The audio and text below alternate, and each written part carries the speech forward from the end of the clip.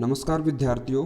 पिछले वीडियो में हमने बात की अनिवार्य खनिज तत्व, वो किस किस के घटक हैं, उनकी कमी से क्या प्रभाव है, न्यूनता के क्या लक्षण हैं, ये सारी बातें हमें पढ़ चुके। आज के इस वीडियो में हम बात करेंगे खनिज लवणों के अवशोषण की क्रियाविधि। तो इनकी दो क्रियाविधि हैं, निष्क्रिय अवशोषण और सक्रिय अवशोषण। तो पहले हम बात कर रहे हैं निष्क्रिय अवशोषण के बारे में। निष्क्रिय अवशोषण किसे कहेंगे?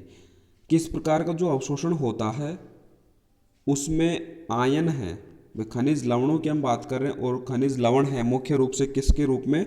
आयनों के रूप में पादप ग्रहण करते हैं।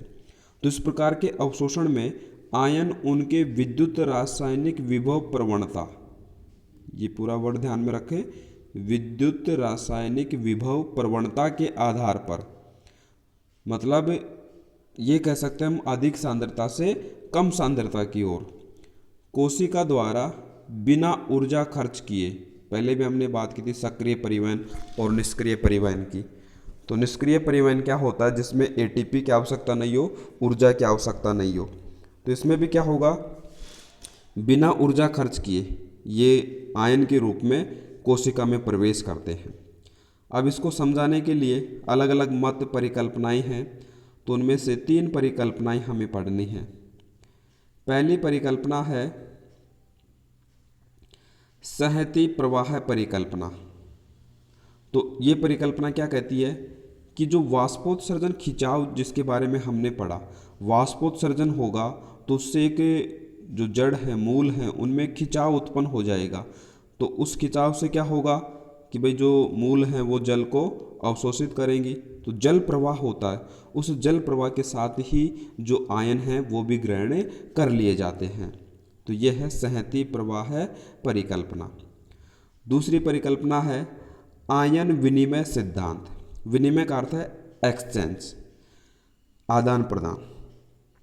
तो जो जड़ की सतह है और बाह्य घोल है उसके बीच निश्चित संख्या में आयनों का आदान प्रदान होता रहता है, धनायनों का ऋणायनों का विनिमय होता रहता है। तो ये जो आदान प्रदान है, विनिमय है, इसको हम क्या कहते हैं? आयन विनिमय। तो विनिमय किन में होगा? केवल समान आवेश के जो आयन हैं, समान धन की तरफ, ऋण ऋण की तरफ, तो समान आवेश वाले आयन है उनके बीच में एक्सचेंज होता है। दूसरा बिंदु इसमें विनिमय होता है, आदान प्रदान होता है, तो उसके परिणाम स्वरूप अनेक प्रकार के जो धनायन हैं वो जड़ की सतह पर अवशोषित हो जाते हैं। और जब जड़ की सतह पर अवशोषित हो जाते हैं तो उनका कोशिका में स्थानांतरण किस विधि से होगा? निष्क्रिय विसरण विधि से। तो ये दूसरी परिकल्पना हो गई। तीसरी परिकल्पना है डोनन साम्यावस्था सिद्धांत। डोनन वैज्ञानिक का नाम है जिन्होंने इसको प्रस्तुत किया था। इस परिकल्पना या सिद्धांत में क्या बताया गया है कि अविसरणशील अथवा स्थिर जो आयन है, जिनका आदान प्रदान नहीं हो रहा है, स्थिर आयन है, उसके प्रभाव पर ये जो सिद्धांत है वो आधारित है। जिसमें क्या बताया गया है कि कोशिका में जो सांद्रता प्रवणता है उसके विरुद्ध तत्वों को एकत्र करने की क्रिया को दर्शाता है। तो इन तीनों ही सिद्धांतों में क्या है? अधिक सांद्रता से कम सांद्रता की ओर, या कह सकते हैं कि इसमें एटीपी या ऊर्जा की आवश्यकता नहीं होगी। परिवहन का दूसरा सिद्धांत है सक्रिय अवशोषण। सक्रिय अवशोषण की परिभाषा क्या है? उपापचयी ऊर्जा जो किसके रूप में होगी पादपों में? एटीपी के रूप में। उपापचयी ऊर्जा किसके रूप में? एटीपी के रूप में। तो उपापचयी ऊर्जा के सहयोग से विद्युत रासायनिक विभव के विरुद्ध आयनों का जो विसरण होता है वो विसरण क्या कहलाता है? सक्रिय अवशोषण। विद्युत रासायनिक विभव के विरुद्ध, जिससे पीछे हमने पढ़ा था कि भाई जो कम सांद्रता से अधिक सांद्रता की ओर मान लो होना हो तो उसमें सक्रिय परिवहन की आवश्यकता थी। तो वैसे यहाँ पर क्या है? विद्युत रासायनिक विभव के विरुद्ध है। इसके संबंध में भी 3 अलग अलग सिद्धांत, मत या परिकल्पनाएं कह सकते हैं बताई गई है। पहला जो मत यह है, संकल्पना है वाहक संकल्पना, जिसके प्रतिपादक कौन है? वान डेन होनर्ट।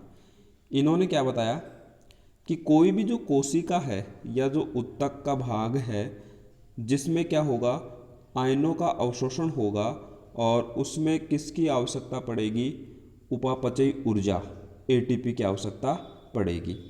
तो उसको हम क्या कहेंगे, किसी कोशिका या ऊतक का वह भाग जिसमें आयनों का अवशोषण उपापचयी ऊर्जा के प्रयोग से हो रहा है। ठीक है, तो कोशिका का वह भाग क्या कहलाएगा, आंतरिक द्विक स्थान। कोशिका या ऊतक का वह भाग क्या कहलाएगा, आंतरिक द्विक स्थान। अब इसमें अलग अलग देखो बिंदु चरण है। तो कोशिका का वह भाग जिसमें आयनों का अवशोषण हो गया एटीपी की सहायता से, वो क्या कहलाए, आंतरिक द्विक स्थान।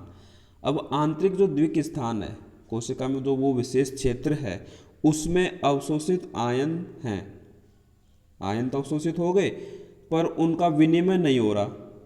तो विनिमय नहीं होते, जबकि जो बाहर का स्थान है कोशिका के, जिसको बोलते हैं बाह्य द्विक स्थान, उसमें अवशोषित आयन है वो स्वतंत्रता पूर्वक विसरित हो सकते हैं।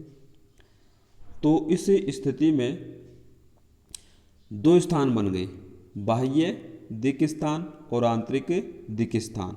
तो इन दोनों के बीच का जो क्षेत्र है वो आयनों के लिए पारगम्य नहीं होता, और ये जो अपारगम्य क्षेत्र है उसको पार करने के लिए कुछ विशेष वाहक या साधन, जिसको हम कह सकते हैं वेक्टर वाहक है, उनकी आवश्यकता पड़ती है। और इस प्रकार से वो आयन उन वेक्टर से संयोजित हो जाते हैं और फिर अपने स्थान तक पहुंच जाते हैं। तो इनको सरल शब्दों में हम तीन ये बिंदु हैं उससे समझा सकते हैं। सबसे पहले क्या होगा, कोई जो वाहक है किससे, उपापचयी ऊर्जा एटीपी की सहायता से किस में बदल जाएगा, सक्रियत वाहक में बदल जाएगा। एटीपी किस में बदल गई, एडीपी, एडिनोसिन ट्राइफास्फेट और एडिनोसिन डाइफास्फेट, ये इसका रूपांतरण है। तो पहला चरण क्या हुआ, वाहक है एटीपी की सहायता से सक्रियत वाहक में बदल गया। दूसरा चरण, सक्रियत वाहक था वो किससे जुड़ गया, आयन से, और ये दोनों जुड़ करके कॉम्प्लेक्स बना लेंगे, सम्मिश्र वाहक आयन सम्मिश्रण, ये कॉम्प्लेक्स बन गया। ये जो कॉम्प्लेक्स बना वो कॉम्प्लेक्स क्या करेगा, वो निश्चित स्थान तक पहुंच करके आयन को तो मुक्त कर देगा और वाहक क्या हो गया, निष्क्रिय हो गया। तो ये इसमें ऊर्जा की आवश्यकता देखो एटीपी की, इसलिए किसका उदाहरण है ये, सक्रिय का। दूसरा इसमें जो सिद्धांत या मत है वो है आयन पंप या साइटोक्रोम पंप संकल्पना। ये संकल्पना क्या कहती है, लुंडेगार्थ और बर्स्ट्रॉम ये वैज्ञानिक है, इन्होंने ये संकल्पना दी। और इस संकल्पना में ये बताया गया कि पौधों में जो श्वसन रेस्पिरेशन रेट है, श्वसन दर है, और जो उनके द्वारा ऋणायनों के अवशोषण हैं उनमें डायरेक्ट संबंध है, सीधा संबंध है। कैसे, हाँ एक बात और बताएगी इसमें साथ में कि ऋणायन और धनायन है, उनका जो विसरण है, आदान प्रदान है, वो अलग अलग तरीके से होता है। जैसे बाह्य सतह पर मान लो ऋणायन है तो वो आंतरिक सतह तक नहीं पहुंच सकते, तो वो किसकी सहायता से पहुंचेंगे, साइटोक्रोम्स की सहायता से पहुंचेंगे। तो ये तो हो गया किसका, ऋणायन का परिवहन। धनायन है उसका अलग तरीके से बताया गया इसमें कि धनायन है उसका तो निष्क्रिय परिवहन ही होता है और वो सीधा आंतरिक सतह पर, बाह्य सतह से आंतरिक सतह पर पहुंच जाते हैं। तो इनका तो निष्क्रिय है, परंतु ऋणायन है उनका सक्रिय है, वो साइटोक्रोम की सहायता से पहुंचेंगे। तो इस कारण से इसको बोलते हैं साइटोक्रोम पंप संकल्पना। और तीसरी जो संकल्पना है